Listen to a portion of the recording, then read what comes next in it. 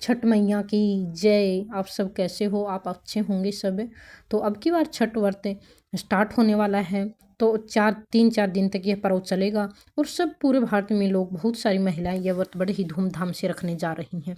तो अब की बार अगर आप भी ये व्रत कर रहे हैं तो इस वीडियो में हम नहाय खाए की व्रत कथा सुनेंगे। तो वीडियो को प्लीज़ पूरा देखें और सबसे पहले चैनल को लाइक शेयर और सब्सक्राइब जरूर करें ताकि मेरी आने वाली सभी वीडियोज़ आप तक पहुँचती रहें। तो अगर अभी तक आपने चैनल को लाइक शेयर और सब्सक्राइब नहीं किया है तो जल्दी से चैनल को लाइक शेयर और सब्सक्राइब कर दो। उसके बाद हम व्रत कथा की शुरुआत करते हैं। तो छठ व्रत का पहला दिन नहाय खाए कहलाता है। यह दिन व्रत की शुरुआत और पवित्रता का प्रतीक होता है। इस दिन व्रती महिला हो या पुरुष शरीर, मन और आत्मा की शुद्धि के साथ छठी मैया की उपासना करते हैं। छठ व्रत के पहले दिन नहाय खाए की संपूर्ण कथा हम इस वीडियो में सुनेंगे। तो अगर अभी तक आपने वीडियो को लाइक शेयर और सब्सक्राइब नहीं किया है चैनल को तो जल्दी से कर दें। तो अभी आइए दोस्तों शुरुआत करते हैं व्रत की कथा। तो आप ध्यान से सुने तभी आपको व्रत का संपूर्ण संयम के साथ सुने तभी आपको व्रत का फल मिलेगा।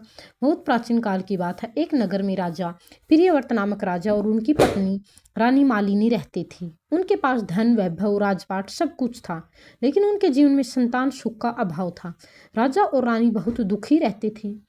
उन्होंने कई यज्ञ, दान और तप किए, परंतु उन्हें संतान की प्राप्ति नहीं हुई। वे हर जगह, हर ब्राह्मण, हर संत के पास गए, हर तरह का इलाज करवाया, लेकिन उन्हें किसी भी तरह से संतान की प्राप्ति नहीं हुई। वे हमेशा बड़े ही दुखी रहने लगे थे। उनके पास सब कुछ था लेकिन संतान की प्राप्ति नहीं थी। एक दिन उन्होंने महर्षि कश्यप से पुत्रेष्ठि यज्ञ करवाया। यज्ञ पूर्ण हुआ और उन्हें प्रसाद के रूप में खीर दी गई। महर्षि ने कहा, रानी यह खीर खाएगी तो उन्हें पुत्र की प्राप्ति होगी। रानी ने खीर खाई और कुछ समय बाद उन्हें पुत्र हुआ, परंतु वह जन्म लेते ही मृत हो गया। राजा रानी का शोक का ठिकाना न रहा। वे दोनों ही बहुत ज्यादा दुखी हो गए। राजा प्रियव्रत दुखी होकर बोले, अब हमारे जीवन का कोई अर्थ नहीं रह गया है, हम इस जीवन को समाप्त कर देंगे। तभी आकाश से एक दिव्य देवी प्रकट हुई। उनके शरीर से तेज निकल रहा था। उन्होंने कहा, राजन, मैं छठी मैया हूँ, सृष्टि की छठी शक्ति। मैं ही संतान की रक्षिका और पालन करती हूँ। यदि तुम श्रद्धा और नियम पूर्वक मेरा व्रत करोगे तो तुम्हें अवश्य जीवित पुत्र की प्राप्ति होगी। राजा और रानी ने छठी मैया की आज्ञा मानकर कार्तिक शुक्ल पक्ष की षष्ठी तिथि से पहले दिन नहाय खाए किया। इस दिन रानी ने गंगा जल से स्नान किया, घर को शुद्ध किया और मिट्टी के चूल्हे पर कद्दू भात और चने की दाल बनाकर छठी मैया को भोग लगाया। फिर स्वयं और राजा ने यह प्रसाद ग्रहण किया। उस दिन से उनके जीवन में पवित्रता आई। उनका मन शांत और श्रद्धा से भर गया। उन्होंने अगले 3 दिन तक छठ व्रत के सभी नियम निभाए।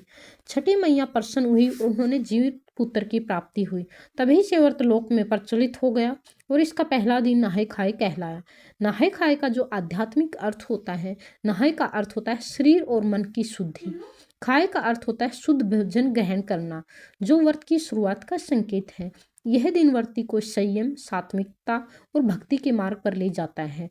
कथा से मिलने वाली जो सीख है वो हमें यह सीख मिलती है कि सच्ची श्रद्धा और निष्ठा से किया गया व्रत कभी भी व्यर्थ नहीं जाता है। छठी मैया अपने भक्तों की संतान और परिवार की रक्षा करती है। अगर आप भी श्रद्धा और भक्ति से यह व्रत करते हो तो आपका मन चाहा फल मिलता है। जो भी आप इच्छा होती है आपकी, जो भी आप फल मांगते हैं वह सभी प्रकार की इच्छाएं आपकी पूरी होती हैं। शरीर की शुद्धि, मन की शांति और आत्मा की निष्ठा से छठ व्रत की सिद्धि होती है। कोई भी व्रत रखने से हम संयमित, सहनशील और आत्मिक शुद्धता हमें प्राप्त होती है। घर में शांति, सुख शांति, समृद्धि मिलती है। अनेक रोगों से हमें छुटकारा मिलता है। हमें 7 दिन अनेक तरह के व्यंजन खाते हैं जिससे हमारे शरीर में बहुत सारे नुकसान होते हैं। तो व्रत करने से हमारे शरीर को भी बेनिफिट मिलता है। इसके अलावा काफ़ी सारे आध्यात्मिक भी लाभ होते हैं। इसके अलावा धार्मिक लाभ भी होते हैं और घर में सुख शांति समृद्धि भी मिलती है हमें। तो अगर आपने भी यह व्रत किया है तो कथा को संपूर्ण सुने और प्लीज़ चैनल को लाइक शेयर और सब्सक्राइब जरूर करें और नीचे दिए गए रेड बटन को दबाएं ताकि मेरी आने वाली हर वीडियोज़ आप तक पहुँचती रहे। तो दोस्तों मिलते हैं कल एक और नई वीडियो के साथ और प्लीज़ चैनल को ज़्यादा से ज़्यादा शेयर करें।